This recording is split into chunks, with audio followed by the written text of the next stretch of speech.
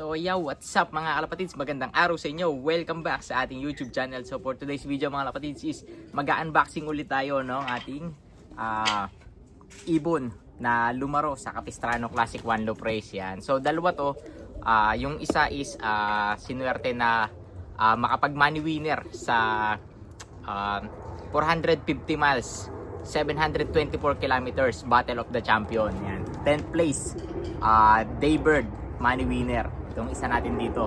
So anak yon ng ating Sharky Ornat and then yung kapatid ni Almost na si Masculado. So eto, pakita natin sa inyo mga kalapatids. Buksan na natin to.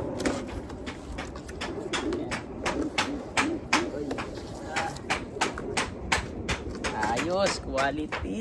Ang gandang hen. Ang liit, ang ganda, ang sarap hawakan. Uy, buong buo pa rin ang katawan ng mga kalapatids. Galing magkondisyon ni Utol Brown G. Shoutout natin si Utol Brown G ng Capistrano. Eto na Utol, dumating na. Ito na, ito yung ating 10th place money winner sa 450 miles. Gandong ibon. Ano? Quality, ganda. Yung mata niya kamukhang-kamukha ni ni Almost, yung ating 3 times equal purse sa Texas Dash Cash. Dahil nga yung tatay nito is kapatid ni Almost. Yan ganda, small size na hen. Checkered mga kalapatids. Yan.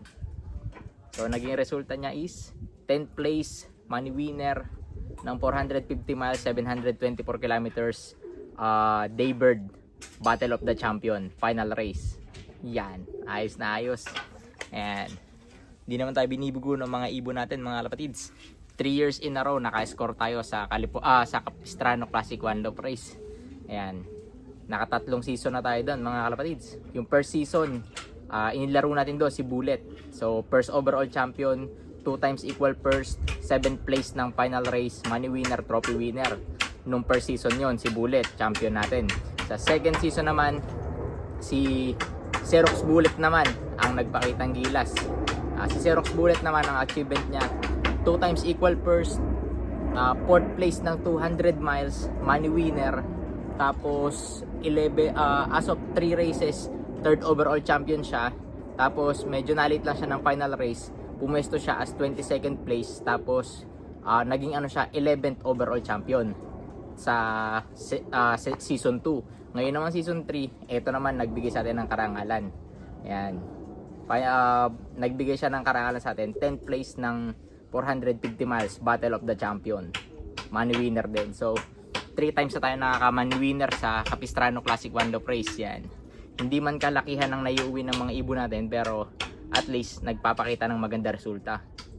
Hindi lang basta umuuwi, nagbibigay din ng karangalan at pera. Yan. So yun yung mga kalapatid. So ito ang ganda. Quality. Ganda hen. Gandang ibon. Good quality. Ay, nagmana yata to sa nanay niya. 11 plates din yun 11 plates din mga kalapatids. 11 plates. Man, yung nanay kasi nito, yung AFL 340 natin, Sharky Ornat. 11 plates yun, kabilaan. Etong kabilang pakpak niya, 10 lang. Etong kabila, 11 mga kalapatids. Ganda Yan bilangin nyo. 11 flights kabilaan. Ay, 11 flights itong kanan na pakpak niya. Yan. Nagmana sa nanay. 11 flights. Ganda. So ito yung isang ibon natin na nagbigay ng karangalan. Si SD216. Yan. 216. So 16 yung dulo. Pangalanan natin siya M16. Yan. Siya si M16 quality bird. So ito, una natin. Ito yung pangalawa mga kalapatids.